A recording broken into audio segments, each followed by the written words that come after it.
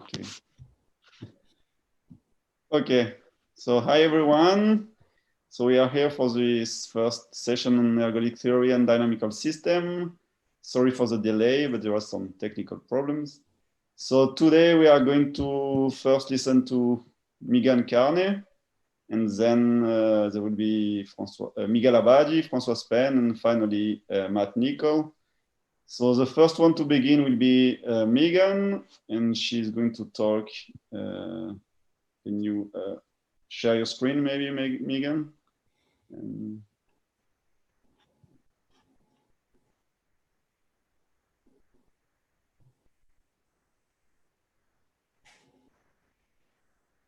Okay, one more time here. Yes.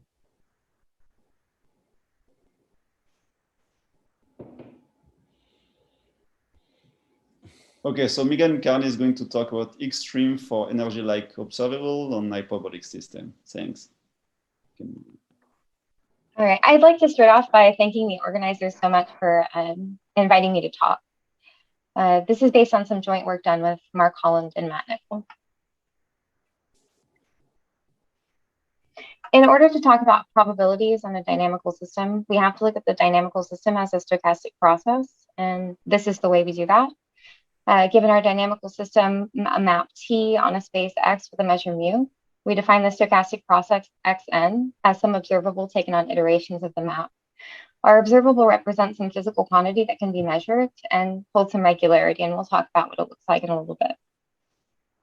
When we're interested in modeling deterministic physical phenomenon, T is usually ergodic and measure preserving, and mu is a probability measure, and that's how we're going to look at them today. Now that we have our sequence of random variables x1 through xn, we can define our maxima at step n as the max between x1 and xn. In this setting, we can investigate the statistical properties of the sequence of maxima, such as distributional or almost sure convergence limits. These statistical properties depend on our choice of observable. And in classical extreme value literature, we often take the observable to be some function of the distance between x and a fixed point p in space, where f is usually monotone decreasing so that our supremum of our observable is at the distinguished point p. Throughout this talk, I'll call the set S the singularity set, where the observable reaches its supremum. So in the previous example, this is just that point p. Now we can talk about an extreme value law. So if we have a sequence of constants, un, defined by some normalization requirement that the measure of x1 greater than un times n is equal to tau in the limit, and x1 through xn are independent and identically distributed random variables. Sorry, Megan. Then, sorry to cut. That's okay. Did you change your slide, or are you still on the first page? Because we cannot. I changed my slide. Okay, we didn't see. We are just seeing the first the title page here. Whoa. Okay. I don't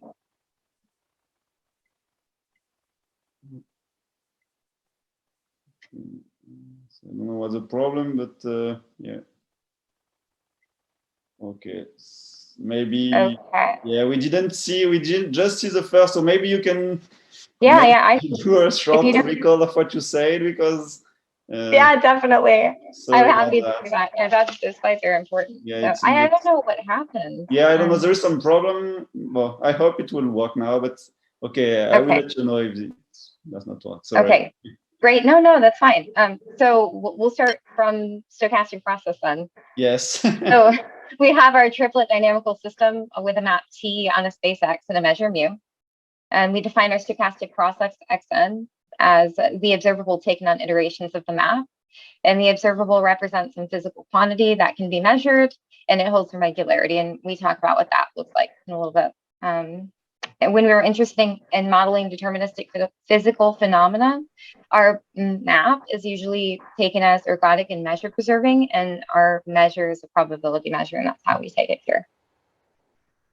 Can you see now when I switch? I switched the slide. Yes. Okay, great. Okay, so now that we have our sequence of random variables x1 through xn, we can define our maxima as the max between x1 and xn. And then in the setting, we can investigate the statistical properties of our sequence of maxima, like distributional and almost sure convergence limits. But these properties depend on our choice of observable. So in extreme value literature, in the classical sense, we usually take this observable to be some function of the distance between x and a fixed point p in the space, where f is usually monotone decreasing and the supremum is reached at that fixed point p. Throughout the talk, I'll call the set S the singularity set where our observable reaches its supremum. So in that previous example, that's just the point p itself. Okay.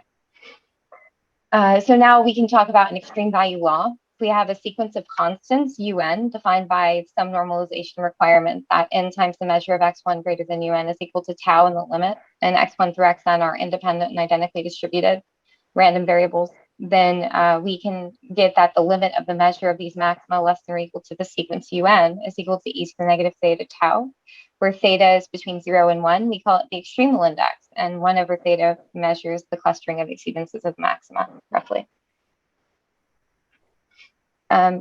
So classically, we talk about things being independent, and that's a pretty strong assumption for dynamical systems. So we can use a result by Ledbetter to relax this assumption. So if x1 through xn are stationary and the following two conditions hold, these dependence conditions, we can still obtain an extreme value law for the system. The first dependence condition we'll call D is a mixing condition, and this is a lot of information, but it's essentially a decay of correlations. And then the second is a recurrence condition, which bounds the probabilities of recurrence of these maxima so that the sum of those probabilities goes to 0 in the limit, as n goes to infinity. Before I talk about our results, just mention some previous work done that led up to our results. This is for classical observables of the form of that function of the distance between x and a fixed point in space. In 2012, Nickel, Holland, and Turok under D and D prime showed that an extreme value law exists for non-uniformly expanding maps. And then in 2012 as well, Ferguson and Pollacott looked at certain one-dimensional uniformly expanding maps and showed that an extremal index is equal to 1 if P is not periodic and less than 1 otherwise. In 2010, Freitas, and Todd introduced dynamical variations of these two dependence conditions, D and D prime. We usually refer to as Cyrillic D and Cyrillic D prime, but I'll probably just call them D. In 2014, Haydn, Freitas, and Nickel proved that an extreme value law exists for the sinus-bursting billiard model with a non-periodic point P, and that the extremal index is 1 in this case. And then I worked in 2014 with Matt Nickel and Hongkong Zhang on the sinus-bursting billiard model with a periodic point, and we showed that the extremal index is less than 1 in this case. So in extreme value literature, as a hard example, the observable can be taken as negative log of the distance between x and that point, but scaling can translate results from one observable to the next, provided the singularity set remains unchanged. But if it does change, there are no known translation results.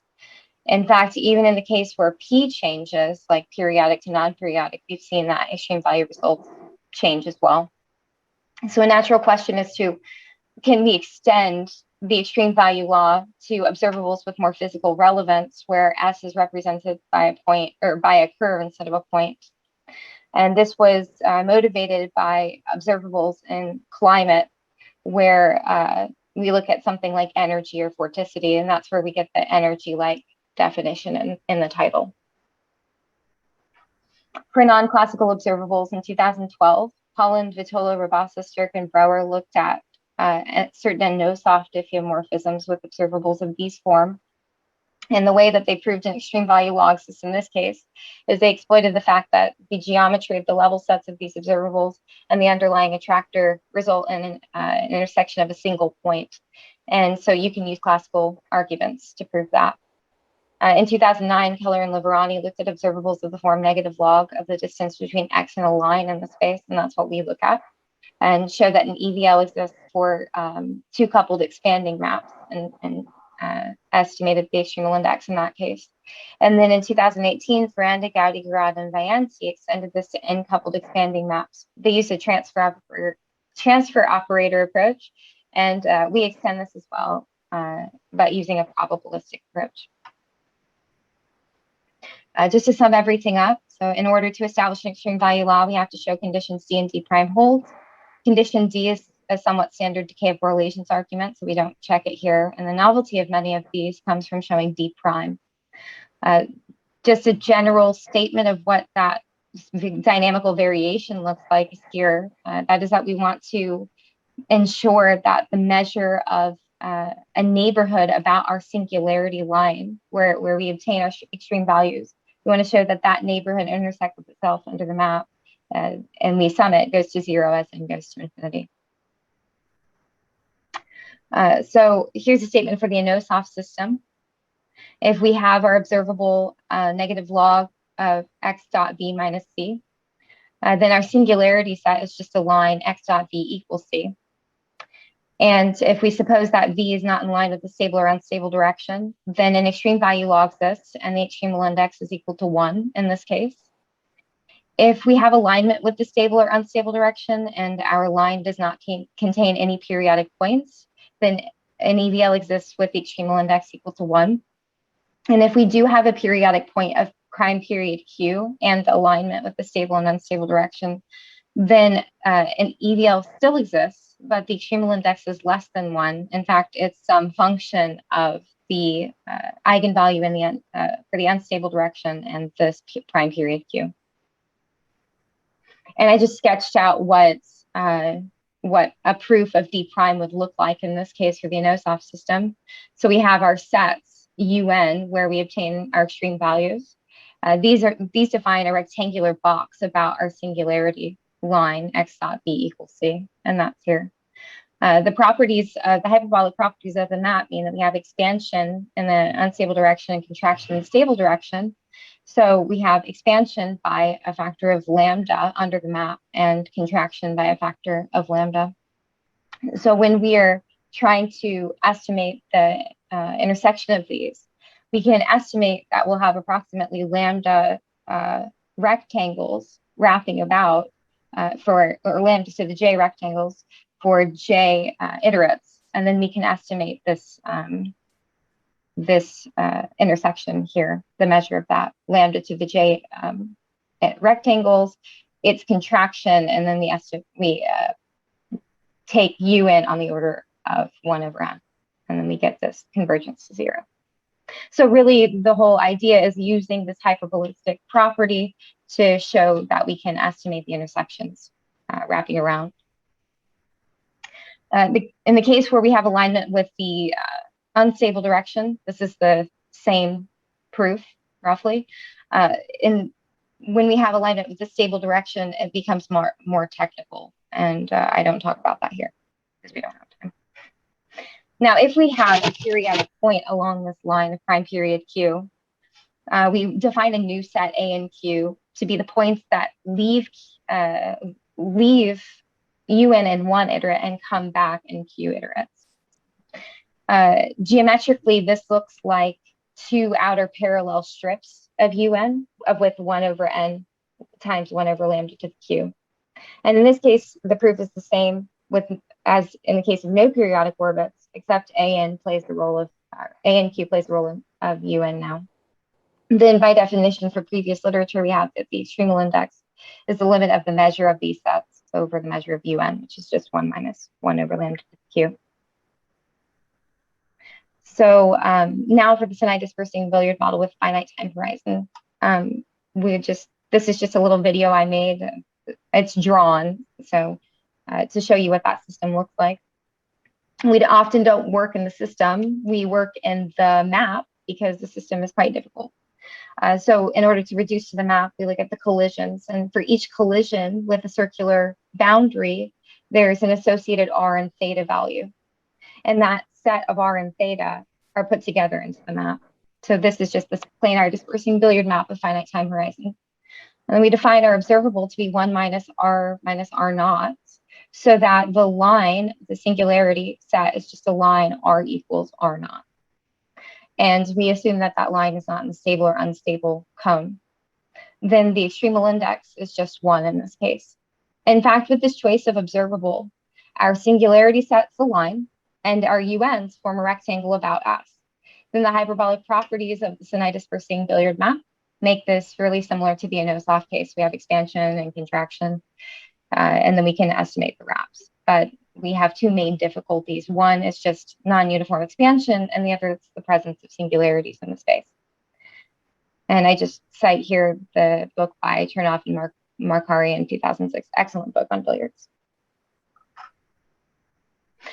So in order to prove this for the Sinai dispersing billiard model, we just break this up into two pieces. One is short returns. That's the rectangle can't wrap, it can't reach the edge of the torus yet.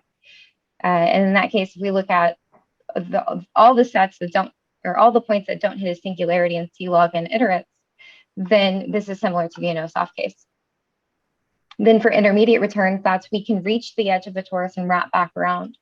We have to deal with non-uniform expansion, but the way we deal with that is Chernoff says that there are pieces, well, he proved that there are pieces with uniform expansion rates. We can just work on each piece.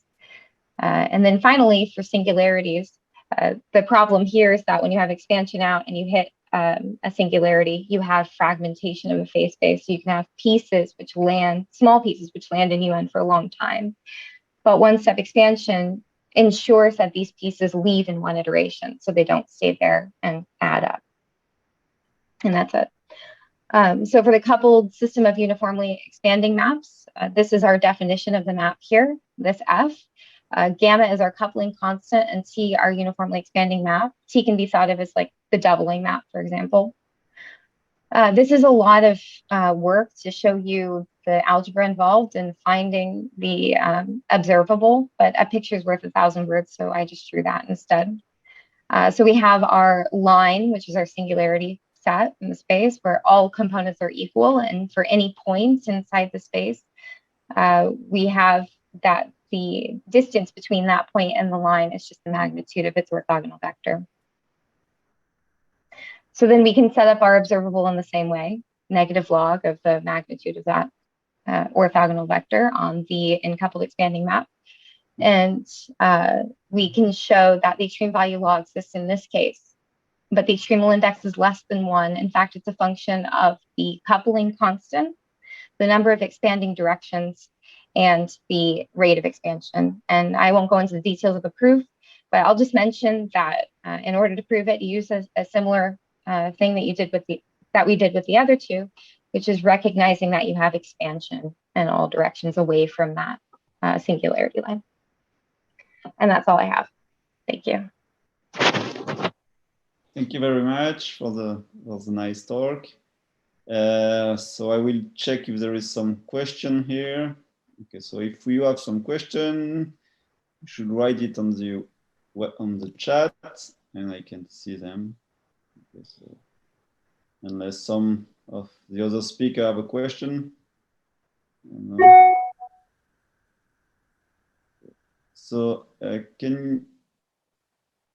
have a question before. Can you show your last slide? The couple. Yeah. So can you get the previous one? What's P in this? This is just some point in the space. Okay, so you want to, and so you want to, so you have this coupling, right? And you want to everyone arrive at the same time.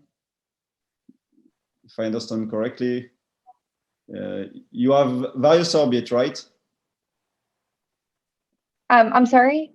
Can you get to the previous, it's a coupled system, right? Yes. So it's like you have various orbits, no?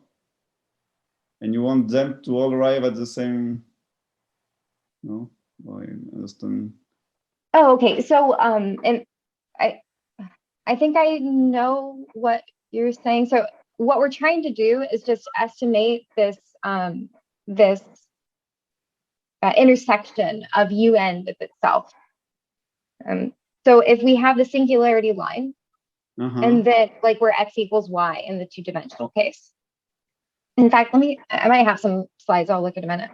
And then we have UN, which is just this box around this line.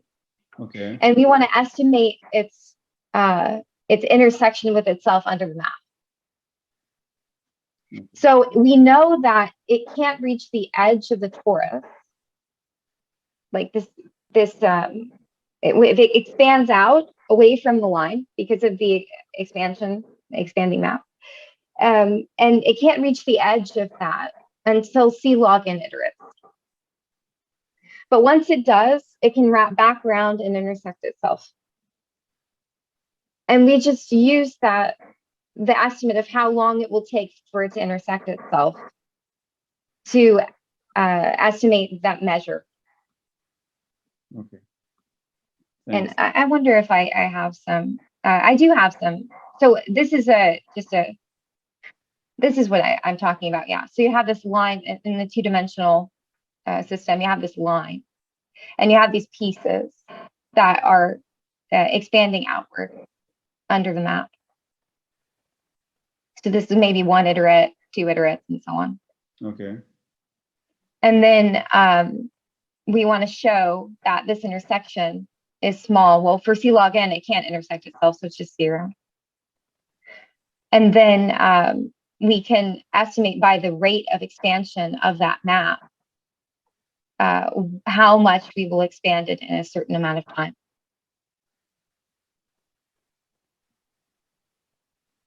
Okay, great.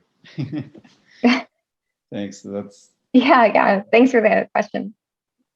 Okay, let me check. Okay, there is a question here by George. He's asking, did you get some result about the convergence of point process with your observable? No, we didn't do, so we didn't do that. I think that you can. It would be a lot of technical work. So you mean like returns, right? Based on the proof of the extreme value law, estimating the returns.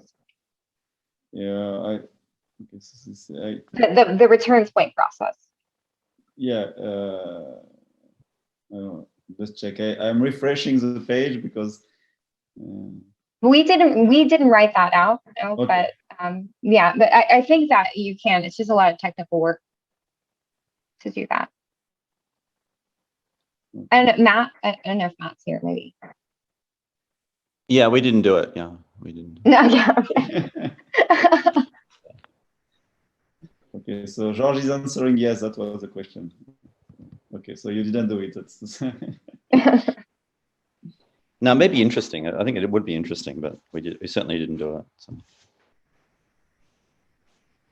Okay. So I think I will just check again, and if there is no question, it's taking time. Sorry.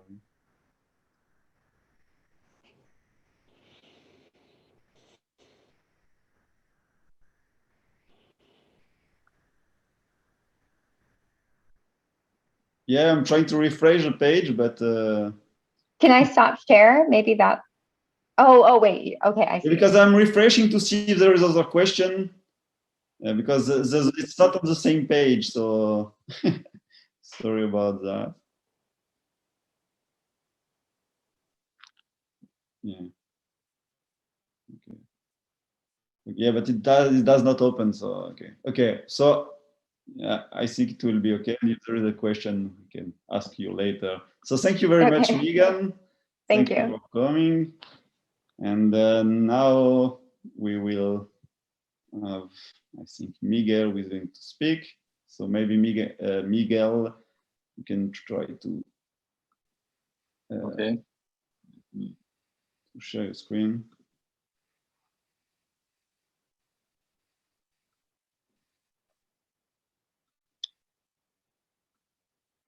Are you seeing the screen, the slides?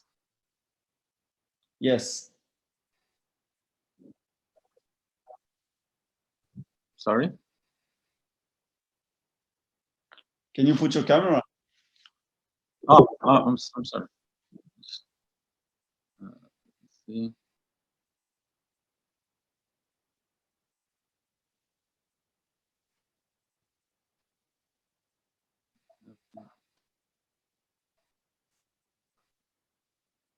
Okay. So let me see. Okay, so now we see you. I need to put the, okay. Okay, so now we are going to listen to Miguel Abadi from the Universidade de São Paulo, and he's going to talk about generalization of the general Kac lemma and clustering. Okay, thank you very much for the invitation. This is a joint work with Ana Cristina and Jorge Freitas from the University of Porto. And this is a joint work, this is work done under some grant we have from the FAPESP agency, which is a São Paulo State agency, and Science and Technology Foundation from Portugal. So this is a result that was published in the Journal of London Mathematical Society that appears as kind of auxiliary result, but I think it deserves some special attention. Okay, we are interested in the motivation is that we are interested in phenomena that along a time series appears. We have a time series data, and we are interested in specific phenomena which rather that appears isolatedly, it has some tendency to appear in clusters, like extreme weather, higher or low levels of a share in the stock market, replicas of earthquake. There are some phenomena that when they arrive, they are observed, appears not just one observation, but rather a cluster of observation. And once they finish this cluster, the system returns to the equilibrium, and then you have to wait a long time to see them again. This is the motivation. So what happens in more technical situation? What happens with the clusters that are observed around the orbits of periodic points rather than isolated points? So Kac lemma says is one of the, with the Birkhoff theorem, it's one of the most general results about the theorem, as you know. And well, it simply say that the return time of any observable has expectation equal to the reciprocal of its measure. Yeah, so it's a simple and very general result. So well, my graph are very basic. So if we think on the time series, I will represent the plus the phenomena that we are interested to observe, and minus is the complementary. So what we want to observe is what Kac lemma says, that if you start from your phenomena, the time series, the time to the mean time to the return of this phenomena is this reciprocal. And we simply made an observation, very simply, very naive, that we can use it with the complementary to study the cluster. So this Kac lemma is applied to the complementary. And with the simplest observation, we notice that the size of the cluster is 1 unit less than the reciprocal of this, the measure of the complement. Given the initial condition is in this complement. So it's close to the, you are not in the equilibrium, but you are close to the equilibrium. Okay? So this simple observation say, okay, this is the mean time, the mean size of the cluster with this specific initial condition. But this initial condition is not interesting because it includes the fact that for instance, in the return time, immediate returns. Yes. With red is the initial condition, and with blacks what we expect to observe in the future. So this means that in the complement that you don't have an observation of your phenomenon in the next step. So this the formula that we have in the top is heavily weighted by the fact that you typically don't see your phenomena. The size clusters is 0, and you don't want to consider this situation. Well, it's not so interesting. Of course, if you here you consider an extreme phenomena, so the complement is almost 1, and this quantity is almost 0. So it's not interesting. So we want to consider rather is an initial condition, which means that we are going to consider this quantity from the initial condition that you start to observe your phenomenon. Okay? So what we want to consider is, in the case of the cluster, is the entering. So you enter once you enter in your set, what is the cluster size, and similarly for the return time will be the limit of the sets actually. So the lemma that we prove under this initial condition is that under the same conditions of the Katz's lemma, so just stationarity and ergodicity.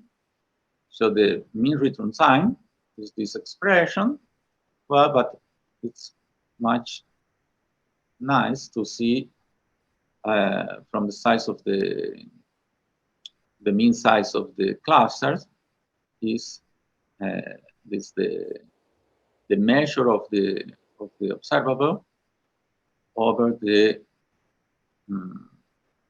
entering measure. So, but let us look closer to this expression. This stationarity condition also says that the measure implies is one of the facts proved. One of the facts that uses Katz's lemma proof is that the measure of leaving is equal to the measure of entry, and we can rewrite this expression there then as the reciprocal of the measure of leaving the phenomena given that you are there. So it's the exit probability. And we define this as the extremal, or we identify this as the extremal index. So the extremal index is an index that is used in extremal value theory. It was mentioned by Miguel in the previous talk, but it was usually defined as an limiting parameter, which verifies certain condition. So it's a kind of definition of existentialist limit under certain conditions. And it was related heuristically with the reciprocal of with the limiting distribution. You take the limiting distribution of your sequence of sets, and then you compute the expectation of the limiting distribution. And well, this was heuristically know that this, in many cases, this expectation of a limiting distribution was equal to the reciprocal of this existentialist parameter. And we prove with this that you don't have to look at limits and rather abstract definitions. You have to look at finite distributions, and you have to look at this exit probability, finitely defined. You don't have to look at sequence of events. It holds for any observable, so any positive measure set, that this is the expectation of this cluster size is equals to the reciprocal of this probability. And what happens is in the limit is that when the expectation of this the limit of these expectations equals to the expectation of the limiting distribution, so equals to the limit of this sequence of extremal value, finite extremal value. So in this case, that the extreme of the expectation of the limiting distribution is the expectation of the expectation of the limiting distribution is the limit of the expectations. So when you can exchange limit with integrals. Well, so when you have there is a primal example in which this heuristical idea in extreme value theorem that this was not always true, that this extremal index was the reciprocal of the expectation, of the limiting expectation. But it's exactly when you have the situation in which your distributions are not tight. This means that you have some escape of maze in the limit. And in this case, you cannot exchange integral with limit. But if you don't look at limit, if you look at finite events, you always have this equality in this general framework. Okay, maybe this is not a hard result to prove, but we were considering more general situation in which the clusters is not actually due to phenomena that occurs immediately, but you can observe periodic with phenomena with period larger than 1. And you want to define also a cluster as something that happens with period 2 or p, whatever. So you need some more extra, so you have to extend some result of the proof of Katz's lemma to show that still in this situation you also have this result, that the expectation of the cluster size is still the reciprocal of the exit probability, even when you consider periodic sets. This is not included in when you think in Katz's lemma. You look the immediate return is you don't look for periodic returns. You look for the first return, and we allow in the periodic situation to live because it is periodic. So immediately, if you have period 2, you will not return, but you return after 2 steps. So the situation is more general. So here is an example of what the period in practice, what would be a situation to apply a result. If you have some DNA sequence with genes of this kind, your periodic, the periodicity of the set, which is the minimum period that you can find the points inside the set, are larger than 1, and we want to look for a repetition of this gene. In this set, of course, implies that there are overlaps within the among the observations, but in the Birkhoff's zone, your observation appears with overlaps. So our result is still the same. The expectation of the cluster, given that you enter in the cluster, is equal to G reciprocal of the exit probability. You have to extend the reciprocal, the entering and the leaving probability as the fact that you don't return at the periodic value. And finally, and more and nicer results that what I call stretching clusters, which is as the following. Suppose that you have the replicas of the earthquake.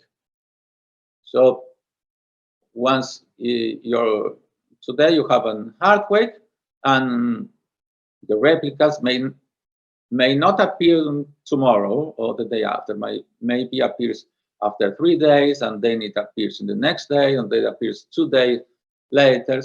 Not with periodicity, but with some variable distance between the observation. But this distance is small enough that you that are considered as a consequence of the previous ones.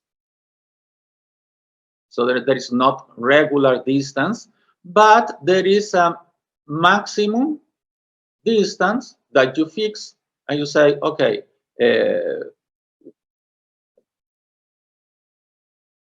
hello, are you there? Yeah, sure. Something happens here. So you fix a certain quantity, say whatever observations less bounded by this distance, I will consider that are a consequence one of the others. And well, still in this case, we prove the same result. That's the expectation of the cluster size, and given that you started to look at your phenomena, is the reciprocal of the exit probability. And okay, still you have to define exactly what is the exit probability. The exit probability is that you don't observe, given your phenomena, of course, you don't observe up to the margin that you fix. Okay, and still this result holds under ergodicity and stationarity. There is a small condition that you have to say, okay, you will not have an infinite cluster. This is the only condition. It's called ergodicity is not enough. You have to add that the cluster is not infinite, which plays the role of this ergodicity, but in a more general case. But basically, it means that, of course, it means that you will, for instance, in the periodic case, we also have to assume this, and in the periodic case, an example of that condition is that a periodic system. So if you enter and you are, if you're periodically, you return with probability 1 to your phenomena, then you will have an infinite cluster. But this is not, of course, it may happen, but it's not the interesting case. Okay, and I think this is all what I have to say. Thank you very much. Thanks, Miguel, for the nice talk. So we'll check if there is some question here. So I have a question first before trying to see if there is another question. So to prove this, do you use the same idea as Kack's lemma, or is it completely different? No, it is actually a generalization of the proof. Actually, I would say so. It follows the lines of the proof of the Kack's lemma, and what Kack's lemma uses two facts. That with ergodicity you can reverse a certain event, which is observing at the end of the certain time is the same as the observe at the beginning, only at the beginning or only at the end, and we generalize this result. So under stationarity, we also have the reversibility of the measure of certain sets. And the other fact is that basically with Kack's lemma, you integrate along the full space, and in this case we integrate under some portion of the sets. So we generalize these two aspects of the Kack's lemma. Okay, thanks.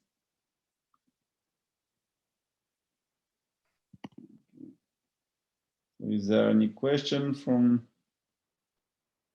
someone which is already here on Zoom?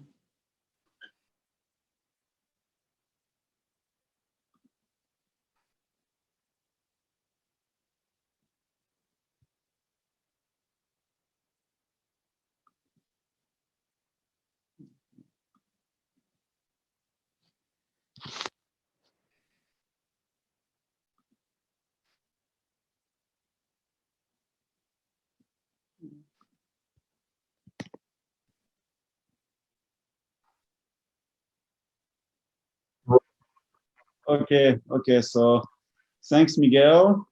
And we'll continue with the next talk because we are a little bit late. Thank you, Miguel.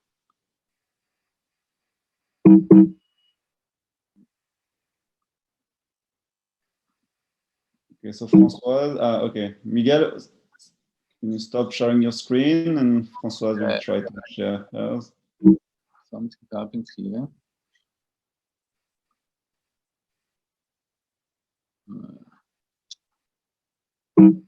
Well,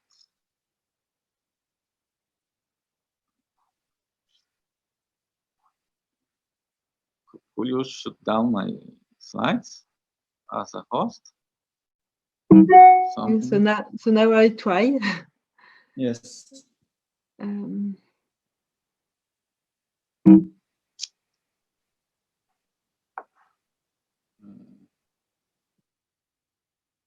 Is it okay for you? Yes. Okay, great. Okay. So it's good. So thank you. So now we will listen to Françoise Pen from the Université de Brest, and she's going to talk about chaotic behavior of billiard and Lorentz gas. Thanks, Françoise. Thank you very much. I'm pleased to be with you virtually. So I have prepared a talk that is maybe too well, I will see. I thought that there will be several mathematicians from other part of mathematics, so maybe my talk will be too trivial for the audience. If it is, I can go deeper, and if it is not, please do not hesitate to ask me any question. So I am interested in the Z2 periodic Lorentz gas. So these models come from statistical physics. At the beginning, it has been introduced as an easy model to model the displacement of electron moving in metals with not a lot of conduction. So moving so this simple model is just in the plane you put obstacles. Let's consider they are ellipse, and you consider a point particle moving freely between these obstacles. That with elastic collision, meaning that reflecting angle is equal to the incident angle, and just going straight between between two obstacles. So we can consider two cases, and some behavior will be different depending on these two cases. The case of the finite horizon. The finite horizon case means that you cannot draw a line which does not meet any obstacle. So it's not possible for a particle to go to infinity without hitting an obstacle. And the infinite horizon case, which is the second picture, means that there are corridors of lines hitting no obstacles. As here, there is there are horizontal and vertical corridors. And so the second picture, which seems easier because there is only one obstacle, which is repeated Z2 periodically, in fact, is the most difficult to study. Okay, so the dynamic here is you start from an obstacle with some position, and then at the next time you will be at another position, and since this is supposed to model electrons, so moving at the speed of the light, we are interested in what happens asymptotically. And a first result is what can we say about the position after the nth reflection. And I will state something which is a functional central limit theorem, and which means that we are not interested only in the position at the nth reflection time, but at the position between the start and between the nth reflection time. And we take all this position, we normalize this in time and in space, and at the end, what do we get? We get the Brownian motion. So in order for the people who are not familiar with Brownian motion, here you can see a picture of a Brownian motion. So it is something very chaotic, but which is continuous and which is order up to order 1/2 and without order exponent of order 1/2. So it is something very independent with increments which are very independent. So the difference, so here you do not have a difference in the limit. It is a Brownian motion in both cases, in the finite horizon case as well as the infinite horizon case. So the difference in the normalization. When you are in finite horizons, then you have to normalize with the square root of n, which is a classical central limit theorem. And in the infinite horizon case, where you can go further, starting from an obstacle, and the horizon is infinite, so you can go as far as you can imagine, and then the normalization is in the square root of n times log n. So I give here references for these results, and I will forget, I think, to the references. I just write it. I want to tell you the behavior of this model, which is very nice. And in fact, these two results imply recurrence, which means that the particles will come back close to the initial position with probability 1. So you start from, let's say, an obstacle. You choose randomly your position and your speed, and you will come back to this obstacle. And so a natural question, so once you know that you will come back, is what can we say about the time we will wait before coming back? So a first result is what can we say about the time to come back to the initial obstacle.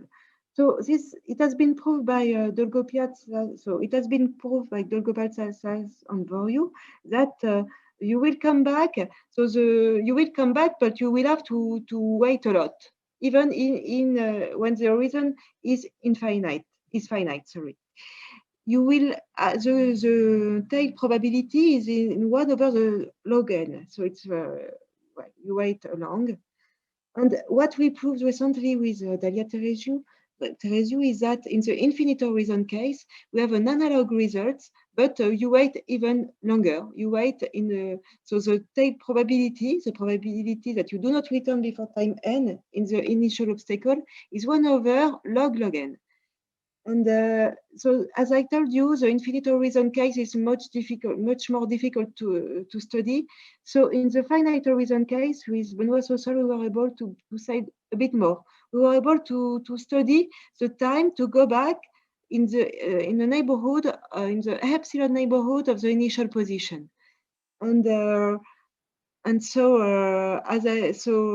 so we have precise result as I have written, which just means that, in fact, so as you see, you wait a very long time to come back. So the time you wait to come back is of order exponential of 1 over epsilon 2. So if we want to come back at an epsilon neighborhood of your initial position, you will wait a time of order exponential 1 over epsilon 2. So you wait a lot of time. Why? Because you are in fact considering a system which preserves an infinite measure, and so you have a lot of space. And a funny model linked to this model is a model of pinball. So now you assume that each time you hit an obstacle, you win something. And you win something which is a value associated to the obstacle. And the first thing the first case you can consider, which is natural, is to consider that you put different values, and these values are summables. And then Dolgopiatsov and Voryu proved that then you have a convergence in distribution to an exponential random variable, so a random variable without memory. On that the normalization is in log n. So what is the simplest case of this? The simplest case of this is just you put value 1 when you are in a fixed in an obstacle that you determine, and 0 everywhere else. And then the value Zn is just you are just counting the number of collisions against the obstacle you are considering. And what is the number of collision after time n? It behaves as log n, so its order is in log n, and in the limit you have the exponential. So here, when you consider a pinball, in fact, with summation, you are just, in fact, counting the number of collision on obstacles and maybe multiplying by some value associated to this obstacle. And with Damien Tomin, we were interested in pinball where you can lose also.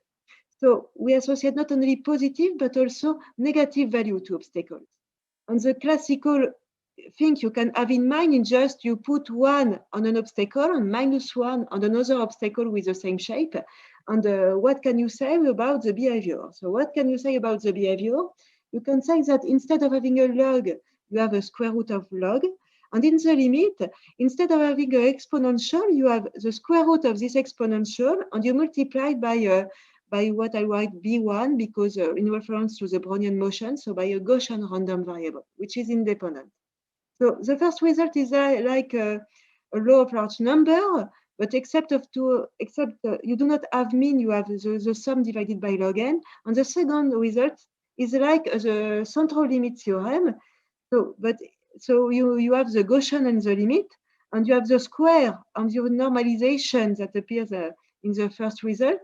But instead of just having the Gaussian, you have the square root of the exponential just because you had the exponential in the first result. So this can be seen as a law of large number, and the second result as a central limit theorem. And what I wanted to tell you also is that things behave very differently if you, instead of putting values that are summables on the obstacles, you put IID values.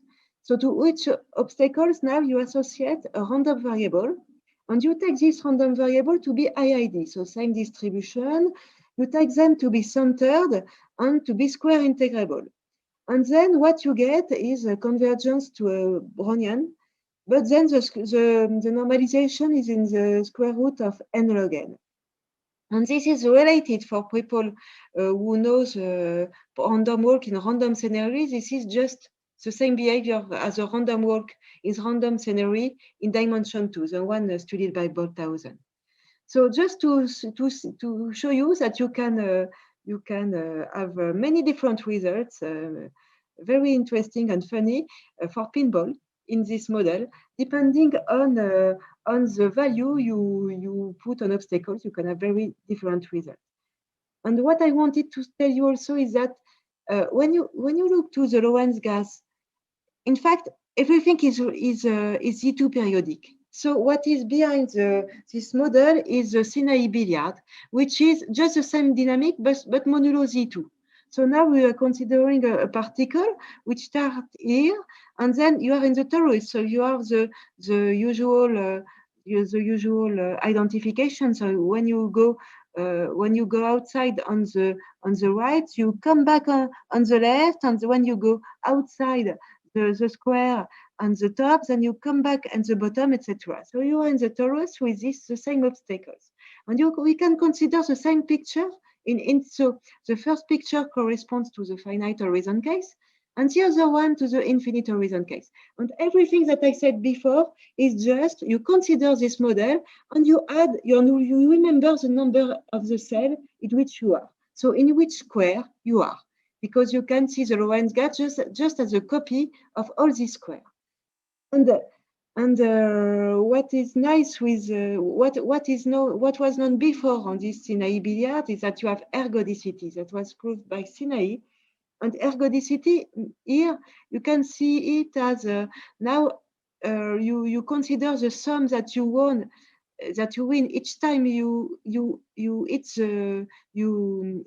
time you meet an obstacle, and you win some value which depends on the position and the speed. When you hit the obstacle, and yn then is the sum 1 up to time n, so it means that it is a Birkhoff sum. And then ergodicity means that the Birkhoff sums converges to some average. And the second step then in the central limit theorem. And the central limit theorem is now you consider that the mean is 0, and you consider that UF is that the sum you win is smooth enough, and then you have the convergence to a Brownian motion. So I show you here a picture of a Brownian motion, so that you have in mind how chaotic the behavior is. What I wanted to tell you is that okay, there is a Sinaï billiard, but there are other chaotic billiards. There are the billiard in the stadium.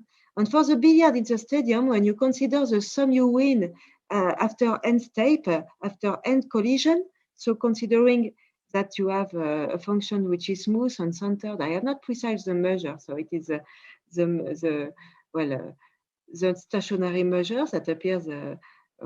So then you have the convergence to the Brownian motion, but just with a normalization in the square root of n log n. And another funny billiard is the billiard with cusp. So if you consider, for example, two tangent circles, you have one cusp, and then you on nice corners everywhere else, then you will have the same behavior as in the billiard in the stadium. You will have the convergence to the Brownian motion with a normalization in the square root of n log n. But if you consider higher order cusp, then you can have something else that appears, something with jumps, so the Levee process. And you have another normalization which depends on the order of your cusp. And at the limit, you have the Levee process. So I show you here a picture of the Levee process. So it is almost like a Brownian motion, but you have big jumps at some point. So it is something discontinuous. And the discontinuity comes from the fact that you can spend a very long time in a cusp. Okay, so maybe I stop here. Maybe I wanted to say too many things, sorry. I wanted to tell you that behind all these models, there are geometry and analysis. So there are geometry because of the convexity of obstacles, which makes the dynamic hyperbolic and nice enough so that the hyperbolicity will win against the singularity, because the discontinuities come from when you are tangent to an obstacle, then you do not hit this obstacle. So you have discontinuities, and but everything is nice thanks to this hyperbolicity coming from these obstacles that are convex. And I wanted to just to tell you that behind this result, there is also spectral method. So there is, in fact, an operators, because, in fact, what appears behind the computation is estimate as the one that I have written, that can be written with an operator PT. And this PT is a perturbation of an operator P0, which is the transfer operator, and this operator P0 behaves as the expectation plus something. So well, I have to stop. So I just wanted to tell you this, that behind these results, you have both geometry and analysis and spectral perturbation of operator. Thank you for your attention. Thank you very much, Françoise. So if there is a question, you can put it in the chat, or you can talk if there's someone which is here. I have a question. So you say that on the finite horizon, when you look at the return time, it's exponential 1/epsilon square. So do you have something similar in the finite horizon, or do you know what's happened? Or? Sorry, what did you say? So you have this result with Benoit when you look at the return time, and it's exponential 1/epsilon square. And in the infinite horizon, can you say something? As I said, it is much more technical. There are lots of difficulty arising there.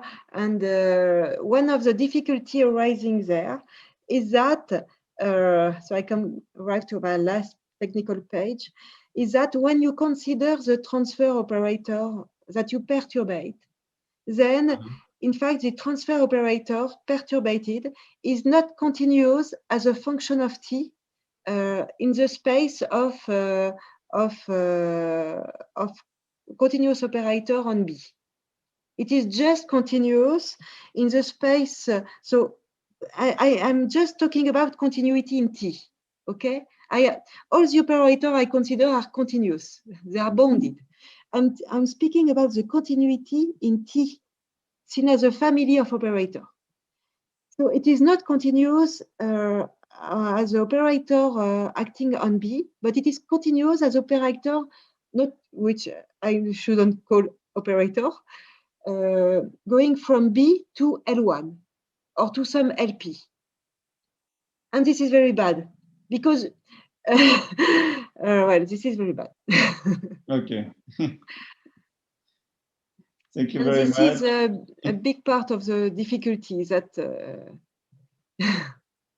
and well, when the finite horizon case, you have something which you can differentiate as much as you want. It is C infinite and as an operator on LB.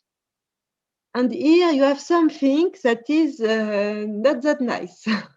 You cannot differentiate the dominating eigenvalue lambda t up to any order. You can differentiate it once, and then you cannot twice because you do not have moment of order 2.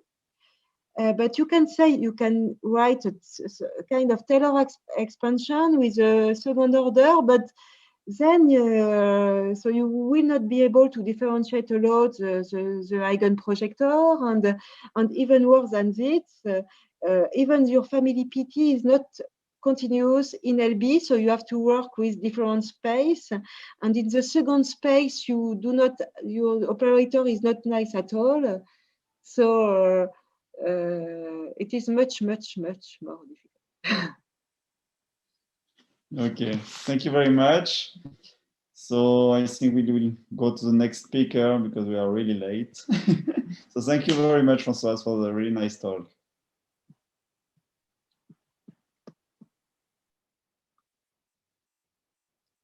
Okay, so Matt, can you try to share your screen?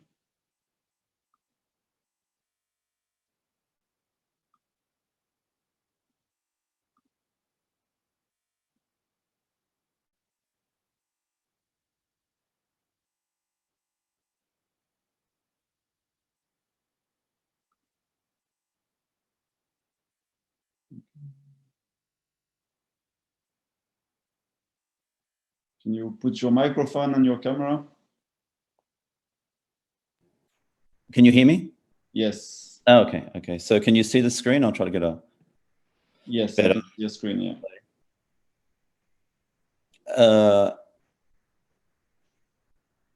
Yeah, you are screen sharing. Okay, start video.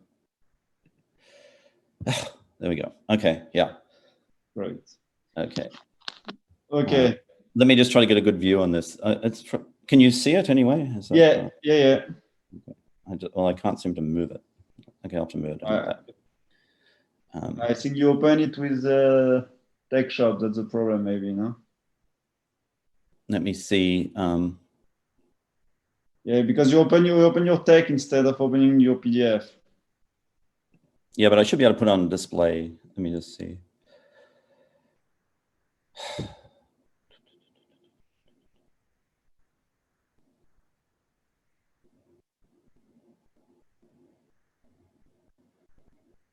Okay, I'll do the same, yeah, instead of that's right. You can put, yeah, no, where you were, you just put single page. Preview. Display format, I think you put single page and you can change, after you can change page, right? Okay, that seems, can you read that? Yeah, it's okay. Yeah. It's too small. No, it's okay. It's okay.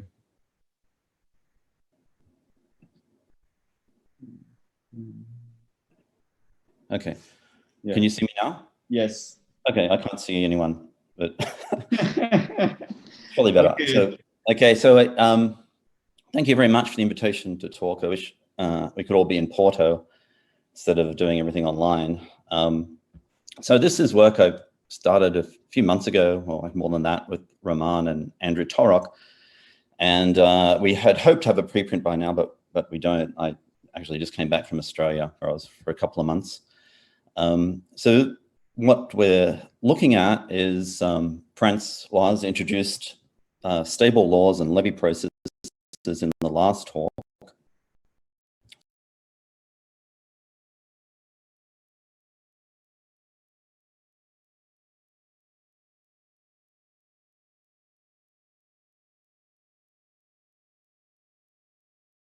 Situation where you have a finite number of uniformly expanding maps, say the intermittent type maps. But in the talk, I'll just focus on uniformly expanding, say, beta maps. So we choose the MyID and then give a product probability measure on the space of all possible choices of these maps. Where if I had my iPad, I'd draw a sort of fiber here, and the fiber is the T omega x-axis is the unit interval, and then there's just a shift on the base, which is just a regular full shift. And in this situation, and who's worked in this area knows, and as Francois mentioned, we can define transfer operators, which are dual with respect to the Lebesgue measure for each system. So for a map that's non-singular, we define it by duality. And we use this notation. So we'll be interested in quenched versions. So this omega gives a realization of the noise process, the sequence of maps we choose. And so the jth iterate would be T omega 1. Maybe we choose the map T1, then we choose T2, and then we finally choose, T3 or something like that at the end. And that's indexed in this way. And we have a corresponding sequence of random transfer operators, all of them defined at the moment with respect to Lebesgue measure. They don't preserve the same invariant measure. So in the case of IID beta maps and many other systems as well, but I'll just mention the result of Cons and Rauchi that there's a stationary measure on 0,1 for the Markov process induced by this random dynamical system. Because it's basically a Markov process. You take a point, and then depending upon the map you choose, you move to another point. And in the case of beta maps, where the density, where the expansion's bounded uniformly above, this invariant and also bounded above. In fact, it's bounded variation, BV. So in the skew product, we'll reserve our probability measure on omega times this stationary measure. So the point of the talk will be if we have an observable, which is not in L2, so we don't expect a central limit theorem, can we get convergence for the Quench system to some sort of stable law? And is the distribution of the stable law determined by the invariant measure nu? So the invariant measure nu will work for almost every realization. That's so the Annealed system is fairly easy to deal with, and I'll just mention that there is a stationary measure, so we can define correspondingly a transfer operator for the Annealed system with an adjoint. And this system has very strong decay of correlation properties rather. But we're not looking at it from the point of view of the Annealed system. Okay, so in our setting, there are sample measures on each fiber. So there's a skew product system. We go from a point omega to sigma omega to sigma squared omega. And the sample measures have this equivariance. As we iterate the transfer operator j times, we just move to the next density, just j steps along on the fiber. And these sample measures satisfy Fabini theorem for the stationary measure nu. So if we have the case of beta maps, these densities h omega and h are bounded variation and uniformly bounded in the BV norm and uniformly bounded away from zero. But the setup is much more general. We could have, say, intermittent type maps being randomly concatenated, and they would have a similar equivariance with respect to sample measures. So you can use cone techniques to show that the sample measures exist and so on, but I'll stick with the case of beta maps. So in this situation, it's common to talk about annealed and quench statistical properties. So the annealed case would be if we sample the respect of P cross and U. So with respect to the whole measure on the skew product. But in this talk, and it's basically a uniformly expanding system. So with respect to the annealed version, we expect all the properties and limit laws you would get from looking at central limit theorems or stable laws for uniformly expanding systems. But in this talk, we will consider quenched properties, where we sample with respect to 0, 1 with respect to the measure on the initial fiber for P almost every omega. So the goal will be to see if we can get quenched stable laws for P almost every omega. So I just want to define some background. Unlike Francoise, I actually thought that the audience would consist of experts who know more about it than I do. So I didn't. So I wrote a lot of technical stuff here, but you probably know this, that if you have a randomly variable a function which is regularly varying to index 2, alpha in 0, 2, then you don't expect a central limit theorem because phi is not in L2. And but if it's between 1 and 2, it's integrable, but it may not even be integral between 0 and 1. And we say it's regularly varying with index alpha if it has this asymptotic tail, sometimes called fat tails.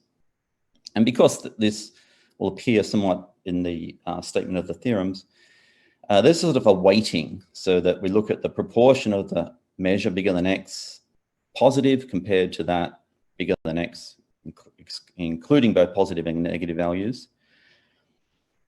And then we define a sequence of positive real numbers satisfying this. This is probably recognized this from extreme value theory. It's kind of the weighting you do in extreme value theory. The limit is n times the probability greater than bn is 1. So as a consequence, bn is like n to the 1 over alpha. That was the weighting that Francoise had in one of her theorems for billiards with cusps, and it's a similar consequence. And similarly, we have this for NEX. We have this just from a consequence of the regularly varying function. So what is a Levee stable process? Francois introduced it last talk. It's a sort of generalization of a Gaussian process, but you allow jumps. The sample paths are not continuous almost everywhere. So x0 is 0, it has stationary independent increments, and x1, when you fix time 1, has an alpha stable distribution. A key role is played by these alpha stable processes defined by the characteristic function. And there's a whole zoo of them. And typically you say there's an index alpha in 0, 2, which gives a of index alpha, and also a parameter b. The parameter b actually measures how much weight is given to the positive and negative parts of the unbounded observable. And I'll just leave that there. I mean, it's not really important to realize this, except that these alpha stable random variables are indexed by 2 indices. Sometimes I'll leave out the beta. And if you have a continuous process, you expect jumps. You don't expect a continuous process, continuous paths almost everywhere. And they occur when you take, say, an IID sequence of random variables which don't have a finite second moment. Then the distribution laws you get are to stable distributions. So I'll start with a concrete example, which has been considered a lot in the literature, also in extreme value theory. Let phi of x be d of x to x0.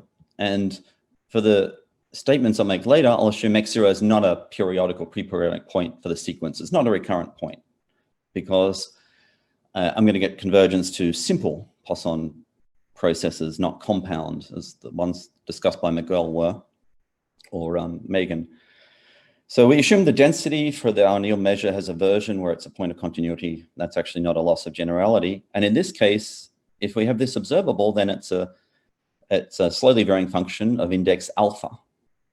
And in fact, the slowly varying part is just a constant. So it's a very simple example of a unbounded observable. If alpha is between 0 and 2, it's not integrable. And we want to consider convergence in distribution almost surely. So for p almost every omega, can we get a convergence if we scale by bn and constant cn to a Levee process for a random variable with a stable distribution? So the scaling constants in this case would be 1n to the 1 over alpha.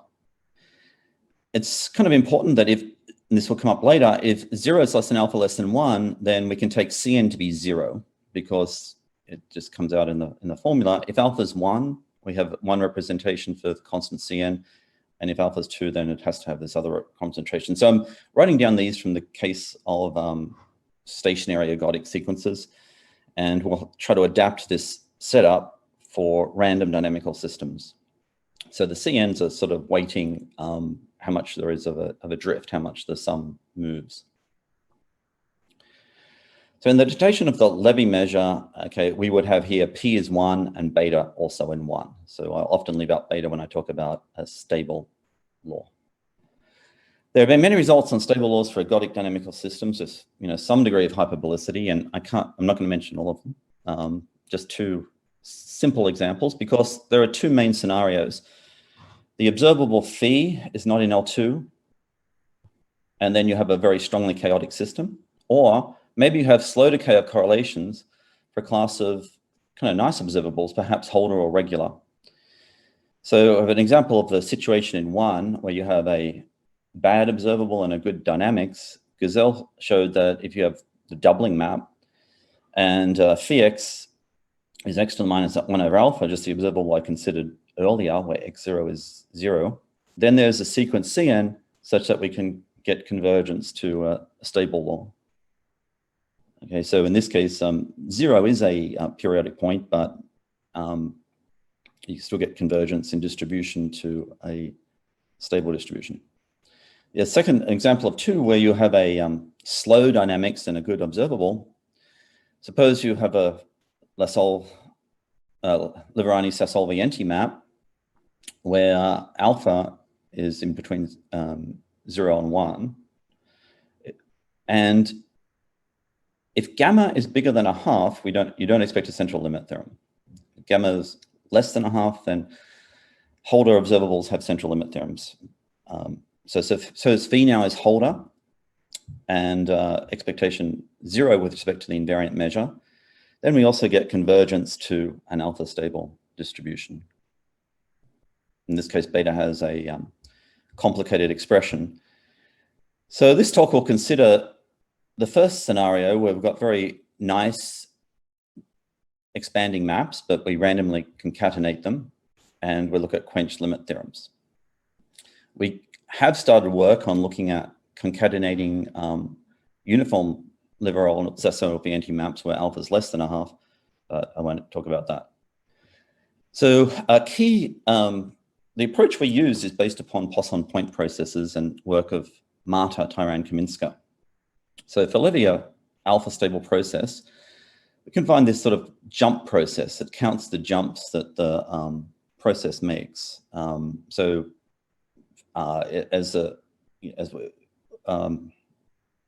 Francois showed a graph of a Levee process, you have a jump. And so it counts the height of the jump and puts a weight then on sets in 0, 1 to R. This random variable that's defined is finite almost surely if just the Lebesgue measure, the pi alpha of B is infinite, is less than infinity, and it has a Poisson distribution. So it's a Poisson distribution point process given by the jumps of a Levee process. And we can, for our, if we fix a realization, we can define similar jumps. We weight phi by Bn because phi is unbounded. So we get a similar measure on the product of 0, infinity across R. And we'll write that this process n omega, there should be an omega here, converges to n alpha, if and only if for all B we have this convergence as a Poisson point process. So I'm mentioning this because there'll be one result along the way.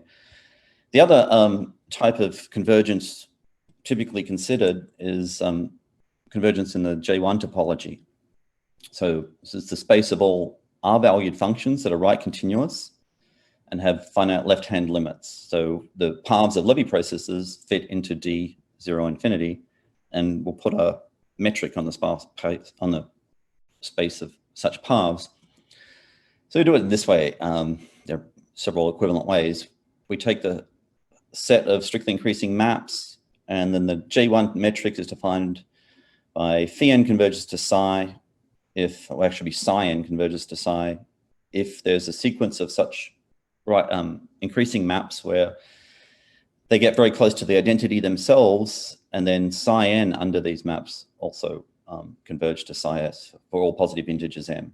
So this allows to compare to such paths you would get from Levee processes.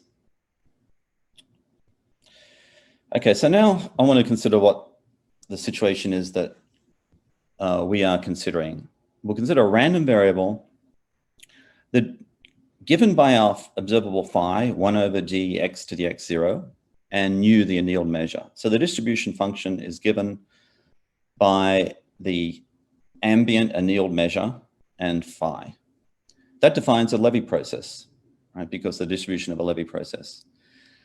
And we'll consider the convergence of Poisson point processes for P almost every omega, where n omega is the Poisson limit.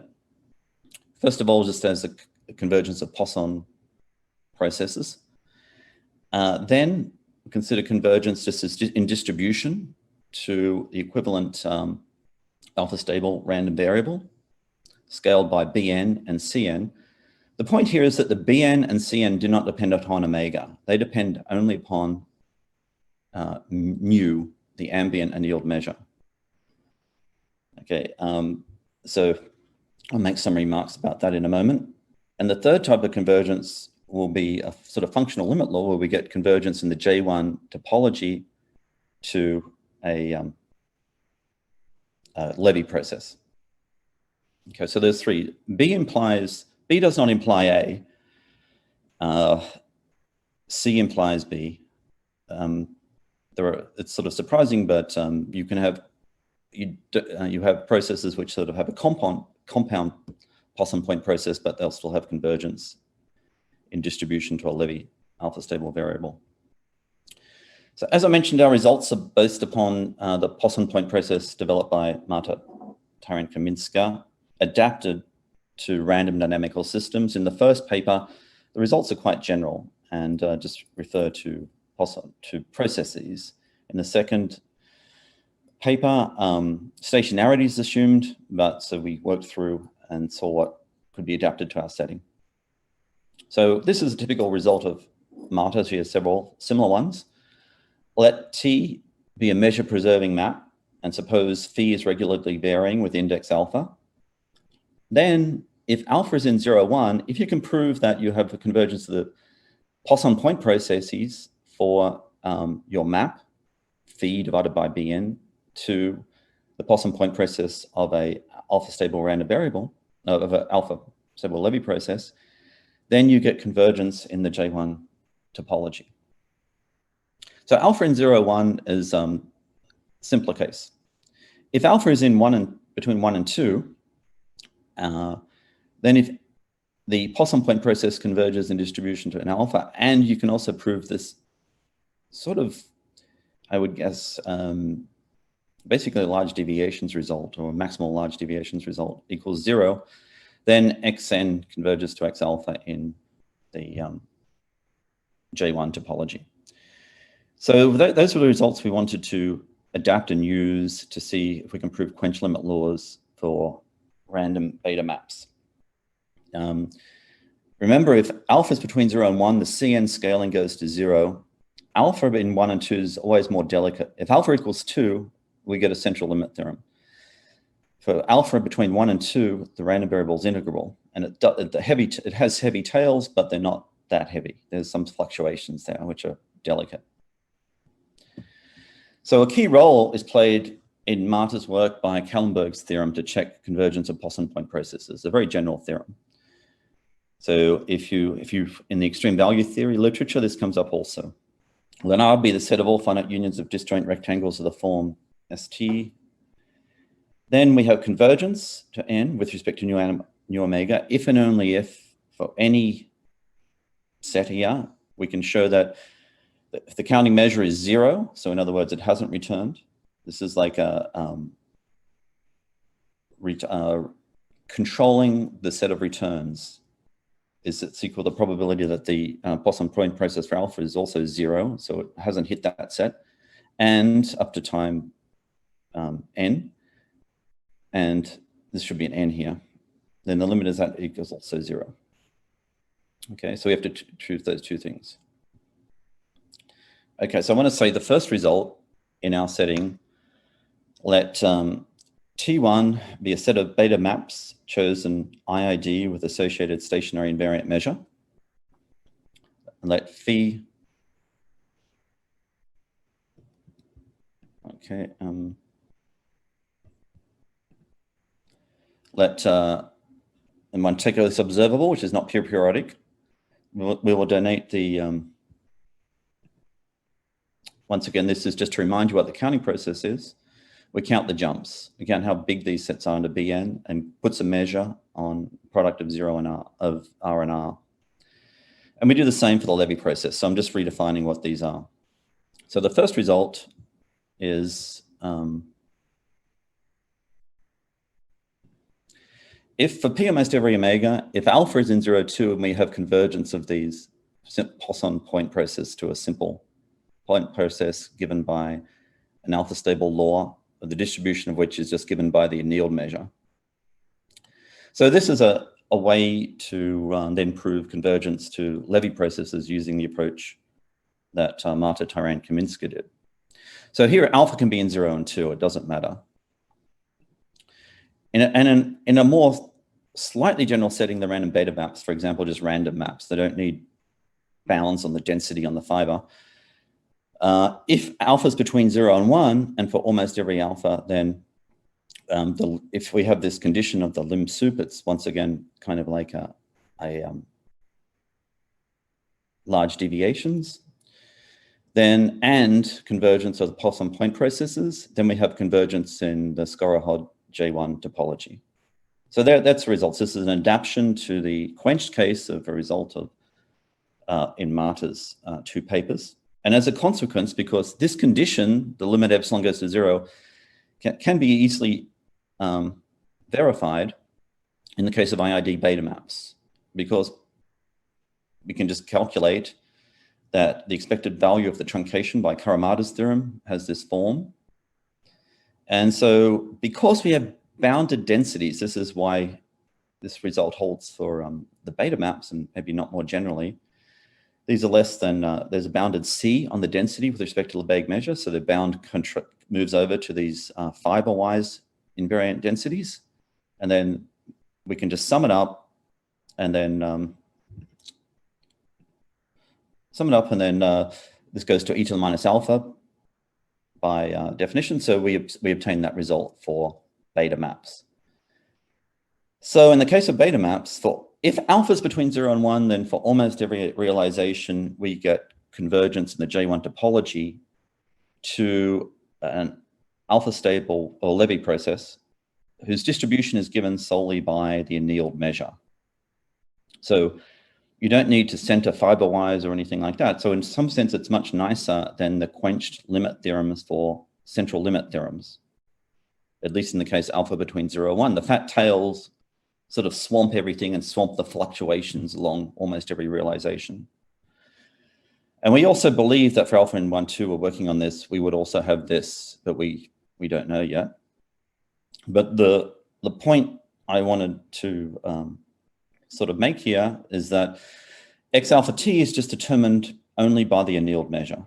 Remember, in the central limit theorem, even if phi is, even the measure of phi with respect to the annealed measure is 0, centering is needed to obtain a central limit theorem. We need to have information along almost every orbit to get convergence. Typically, then the variance of almost every quench CLT will be the same, but the centering will depend upon omega. And it's not the case that you can put any other constant there and get it to go to the same sort of omega there. It's nicer for 0, 1 because we just have this convergence to a Levee process and all the parameters on the right-hand side just depend upon the annealed measure.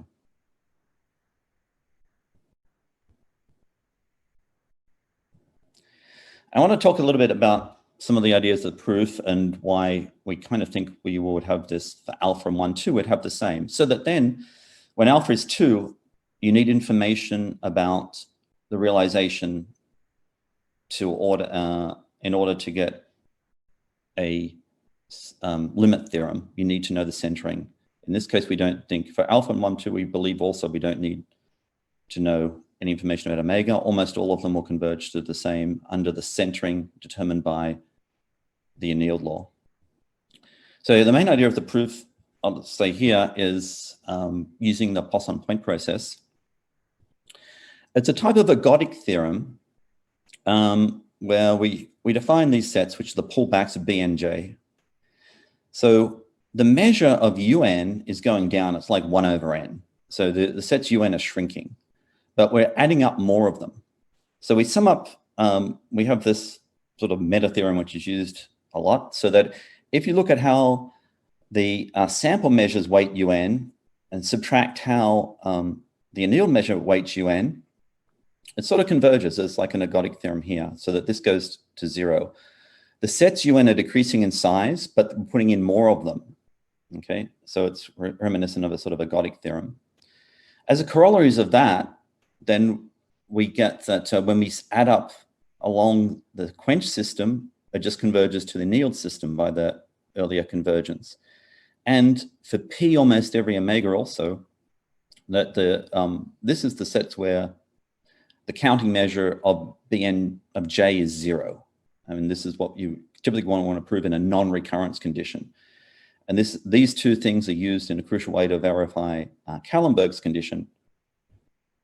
Okay, and so I just want to say something about how to prove this. I think I'm probably ahead of time. How much time do I have, Jerome? If you can finish in 2 minutes or 3, it could be great. Okay, 1 minute then. Okay, for P almost every omega, we have this condition. So this is why we think it will work. We define Gn equals n times this, which is the measure of Un, and Bn, which is this. Okay. Actually, this should be n times the measure of that. So Gn is uniformly Holder, and it has basically the same value of 1 because it's n times this measure. So it just becomes then a standard ergodic theorem for a quench system on a random. So a random variable on the random fiber system. And as Gn is Holder, then we can use the usual decay of exponential correlations of subshift to finite type, Chebyshev's and quantity Borel-Candelli to obtain this ergodic theorem, and then show that when you weight almost every quench thing by the annealed measure, you get the same. You only need the same weighting. So thank you. Great. Thank you very much, Matt. So I will ask a quick question. We still have 2 minutes. So you say you use that your base is IIG, right, Omega? Yeah, we were trying. We use the base as IID. I don't know if we definitely need that. Maybe we just need a mixing process on the base, because I expected this to be done a while ago, and then it just went all nuts over summer. But yeah, so I think, and we also wanted to make sure we were correct, so we've stuck to the IID case. It may, and I think IID intermittent maps, if alpha is less than 1/2, would also work. That if the rate of decay of correlation is high enough, then it doesn't have to be that high. But yeah, it's not written down, and it may, yeah. Okay, thanks. Thank you very much. So there is a question of Paulo Varandas. He's asking, can you say something about the convergence to a Levee process in the non-IID context? For instance, do you expect always convergence in the strong score J1 topology? In the non-IID case, I think you would as well. I don't know if you're talking about sequential case, but I think a strongly mixing process on the base would work. At the moment, the condition in alpha between 0 and 1 is, yeah, that's quite fine. Between 1 and 2, yeah, we don't know yet. But I would say, yeah, I don't think we don't use IID. We just need a stationary invariant measure on the fiber. And the ergodic theorem I gave earlier, which we used exponential decay correlations, but strong enough polynomial should work. It's on the last slide I showed.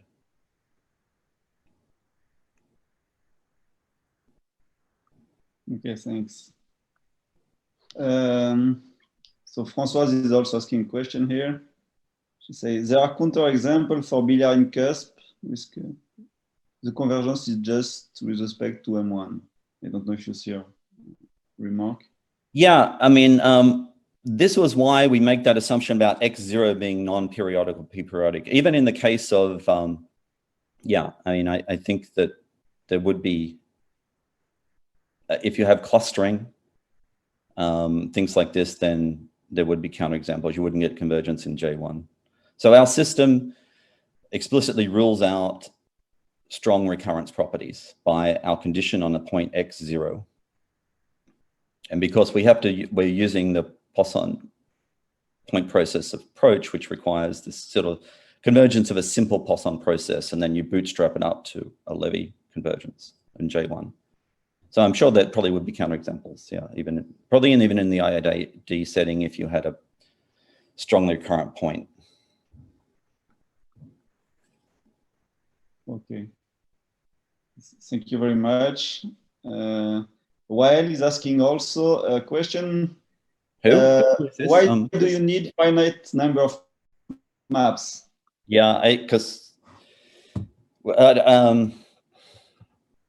don't know. I haven't. I mean, there are ways to generalize it, and we don't. Yeah, we don't see immediately. It just makes everything simpler. Possibly it would work without finite number of maps. Yeah, and I think if you had a sequential system, then the BN and the CNs would of course depend upon the system. It'd have to be weighted as you go. But yeah, yeah, maybe infinite number of maps would work. And but I think the process on the base has to be fairly strongly mixing. It's going to have to be mixing a polynomially mixing of a high order.